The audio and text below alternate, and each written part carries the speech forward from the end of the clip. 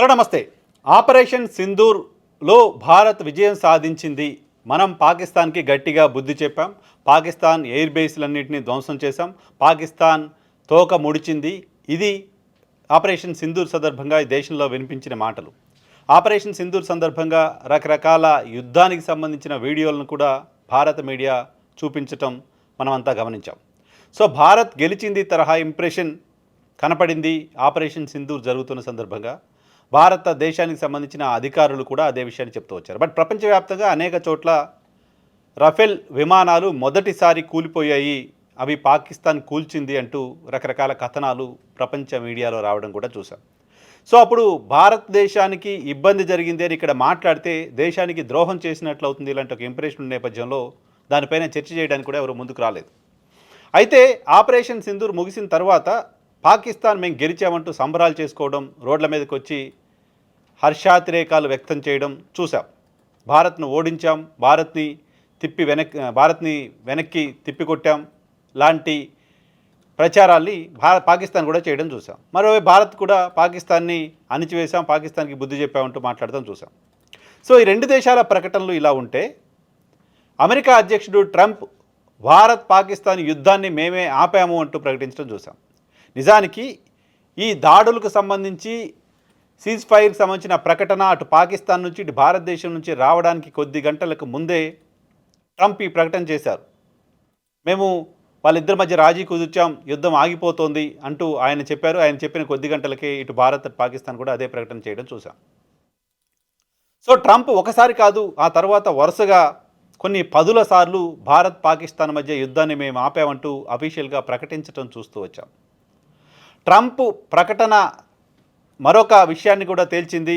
వాణిజ్యపరమైన లాభం చేకూరుస్తామని చెప్పి ఈ యుద్ధాన్ని మేము ఆగిపోయేలా చేశాం, నాకు నోబెల్ శాంతి బహుమతి ఇవ్వండి అంటూ ట్రంప్ నేరుగా అడగడం కూడా చూసాం. సో భారత్ పాకిస్తాన్ మధ్య మూడో దేశం జోక్యాన్ని అనేక దశాబ్దాలుగా భారతదేశం వ్యతిరేకిస్తూ వస్తోంది. కశ్మీర్ అంశం అనేది కేవలం పాకిస్తాన్ ఇండియా మాత్రమే చర్చించుకుని పరిష్కారం చేసుకోవాల్సిన అంశం తప్ప మూడో వ్యక్తి ప్రమేయం దీంట్లో ఉండదు, మూడో వ్యక్తి ప్రమేయాన్ని మేము అంగీకరించము అంటూ భారతదేశం అనేక సందర్భాలుగా చెప్తూ వస్తోంది. ఇటువంటి నేపథ్యంలో ఇప్పుడు భారత్ పాకిస్తాన్ మధ్య యుద్ధాన్ని మేము ఆపామంటూ ట్రంప్ ప్రకటన చేయడం అనేది భారతదేశ సార్వభౌమాధికారాన్ని ప్రశ్నించేలా ఉంది, ఇది సరైనది కాదు, భారతదేశాన్ని అవమానించేలా ఉంది, ఇలాంటి విశ్లేషణలు వచ్చాయి.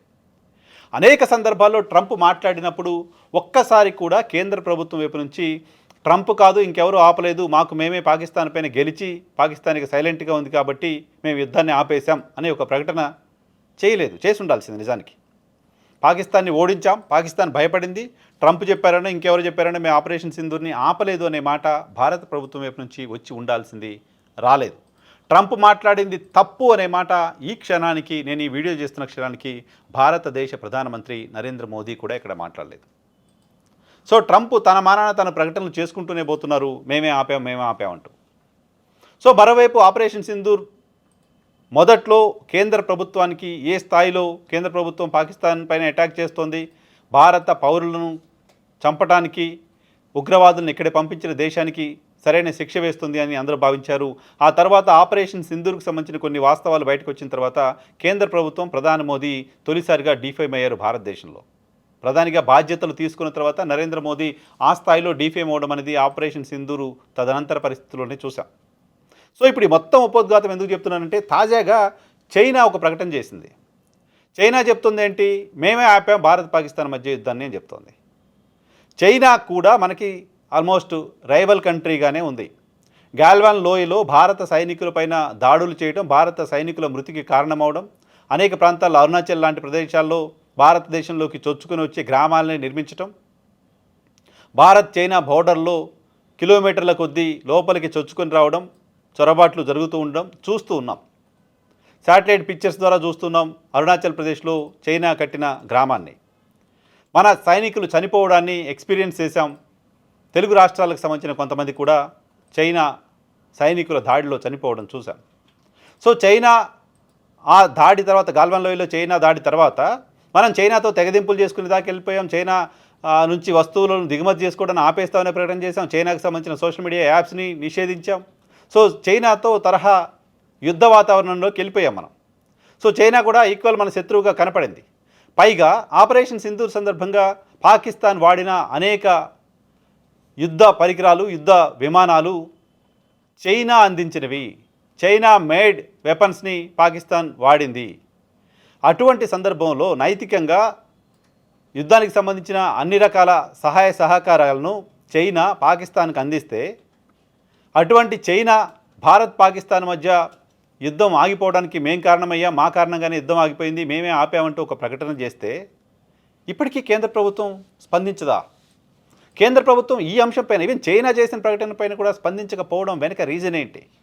పైగా అదే సమయంలో చైనాలో పర్యటించారు ప్రధాని నరేంద్ర మోదీ. ప్రధాని నరేంద్ర మోదీ చైనా పర్యటన సందర్భంగా ఏమైనా ఒప్పందం కుదిరిందా? మీరు యుద్ధాన్ని ఆపండి, పాకిస్తాన్ ఒప్పించండి, మేము యుద్ధం చేయలేమని ఏమైనా మోదీ చెప్పారా? ఏమని అర్థం? పాకిస్తాన్ భారత్ మధ్య యుద్ధాన్ని చైనా ఆపడం ఏంటి?